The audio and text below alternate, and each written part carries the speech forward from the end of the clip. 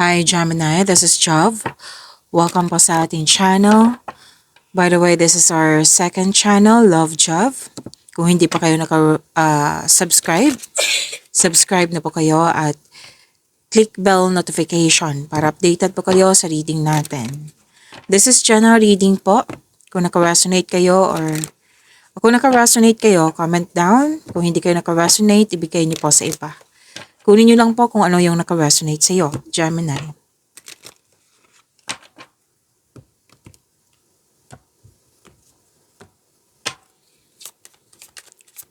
Mga parating pa para kay Gemini ngayong February 15, 16, and 17, 2026.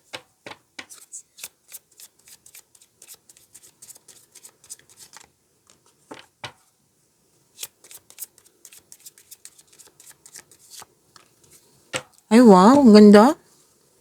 Ang ganda po. Sinabi ng card niyo dito na nasa right path kayo. Na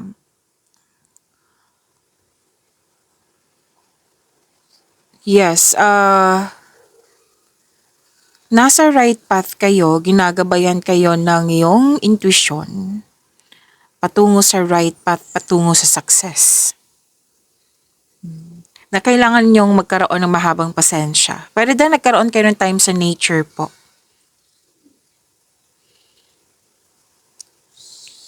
Pwede din na may biyahe. Okay, malayong biyahe, malayong lugar, sa malayong lugar. At sabi pa dito na yung effort mo, yung pagiging productive mo sa araw-araw, yung pagiging hard worker mo, ay nang dahil to sa pagmamahal. Lalo na sa kapwa mo, sa pamilya mo. And some of you kahit kahit Sunday, kahit holiday, nakikita ko talaga dito na trabaho pa rin. Kasi you are very inspired. Hard worker kayo. Yung mga ginagawa mo dyan is mahal mo talaga. Most likely yung trabaho nyo is passion nyo. Naka-align sa passion nyo. Okay? At may ginagawa kayo regarding sa hobby nyo. Oo. So, na-enjoy nyo yung mga ginagawa nyo. You're very inspired. At sabi din dito na this is great fortune. Meaning to say that this is magandang kapalaran. Happiness, nakikita ko dito. And fulfillment sa pangarap. Dreams do come true. Yes. Malaking blessings to ha. This is wealth, opportunities. Masaya, Gemini. Ang ganda nito, claim po.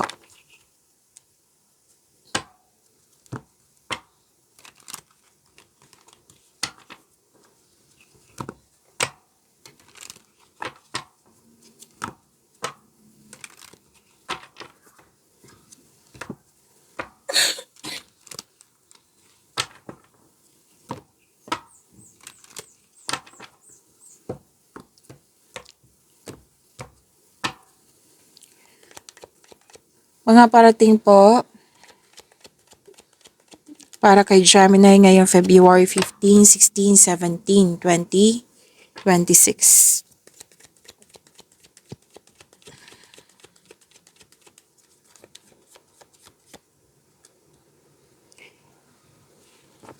Moving forward, binigyan ng aksyon, gumawa ng aksyon para magkaroon ng growth.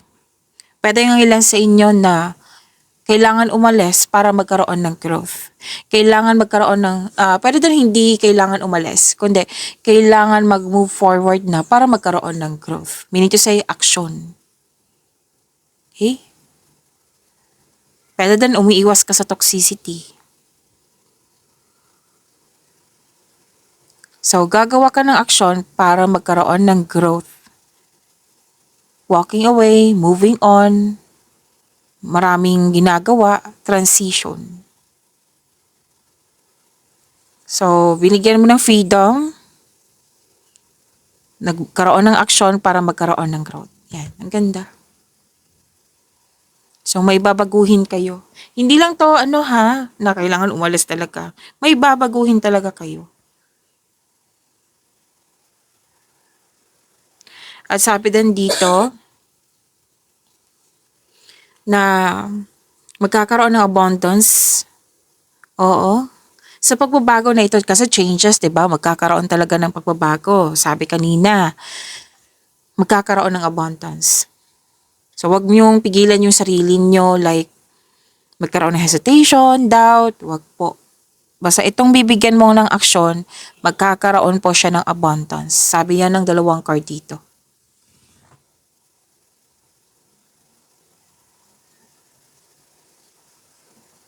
May parating na blessings, gift from the universe.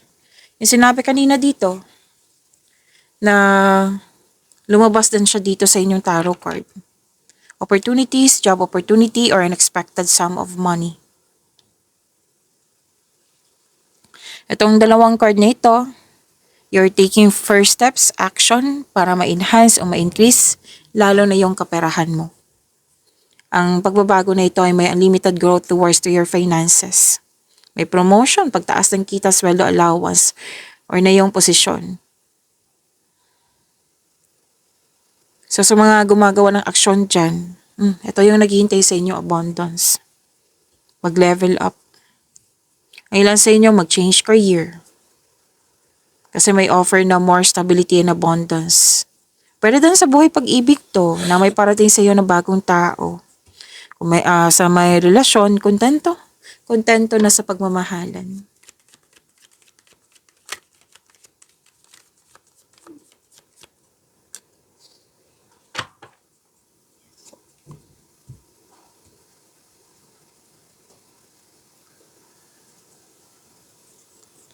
Ang ganda ha. Ang ganda. Gemini, satisfaction and abundance para lang sinasabi dito. Thankful ka sa mga biyayang natanggap. You have overflowing abundance, successful and satisfied. And andito din yung good fortune na sinasabi dito. Ang magandang kapalaran. Andito. So, may natapos kayong gawain dyan na sobrang satisfied mo and happy. And you are, maraming ideas. Ang ganda ng blessings ha. Yung ideas na dumating sa iyo, it will increase your prosperity and abundance. See? Ang ganda. Claim niyo po. May bagong pag-ibig talaga sa mga single. Love and happiness overflow sa mga marelasyon.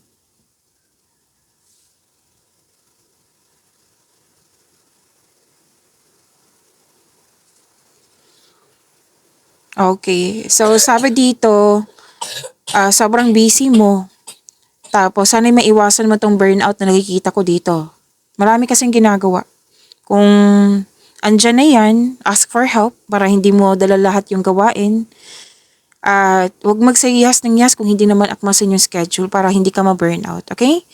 And actually, mas gusto mo to. Nakikita ko dito mas gusto mo tong maraming ginagawa. Kasi nakikita ko dito na lumalaban ka eh. Tatapusin mo talaga to ng maayos. Tapos after nito, mag-rest ka, magbabakasyon ka. Huwag niyo kalimutan na mag-subscribe sa channel natin at i-click yung bell notification. Gemini, see you po next reading.